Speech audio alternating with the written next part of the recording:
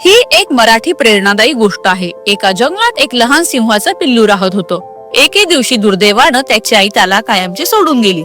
ते पिल्लू एकटं पडलं, घाबरलेलं, अशक्त आणि खूप दुःखी। तेव्हाच त्या जंगलातली एक दयाळू गाय त्याला दिसली।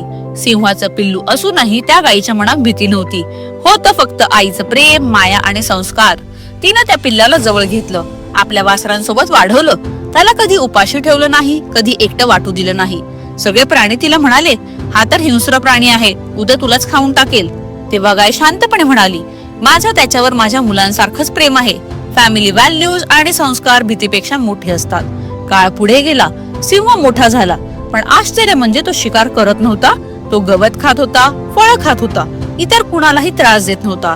ही होती अपब्रिंगिंग आणि पॅरेंटिंग व्हॅल्यूज यांची खरी ताकद। एके दिवशी एका चित्त्यानं हे पाहिलं आणि हसत विचारलं, तू सिंह आहेस, मग मांस का खात नाहीस? सिंह शांतपणे म्हणाला, कारण माझी आई गाय आहे।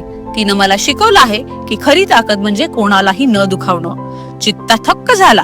तो म्हणाला, मला तुझ्या त्या दयाळू आईला भेटायचं आहे, मला तिच्यापर्यंत घेऊन चल। पण चित्त्याच्या मनात वेगळाच विचार चालू होता। हा सिंह इतका भोळा आहे, आज गाईचं पोटभर मांस खायला मिळेल। दोघे गायीपर्यंत पोहोचले। जसं चित्त्यानं गाईला पाहिलं, त्यानं क्षणाचाही विचार न करता तिच्यावर झडप घातली। पण त्या क्षणी गायीच्या संस्कारात वाढलेला सिंह क्षणात रौद्र झाला। सिंहानं चित्त्यावर झडप घातली आणि काही सेकंदात त्याला जमिनीवर पाडलं। गाय वाचली। मित्रांनो, जशी वेळ तशी चाल, याचा अर्थ आता तुम्हाला कळला असेल। जेव्हा आपल्या माणसांवर वाईट वेळ येते, तेव्हा फॅमिली व्हॅल्यूज आणि संस्कारात वाढलेलं पिल्लू सिंहासारखं रौद्र रूप धारण करून आपल्या लोकांचं रक्षण करू शकतं। कारण सिंहाला जन्म देणारी आई जरी सिंहीण होती, तरी त्याला घडवणारी आई गाय होती।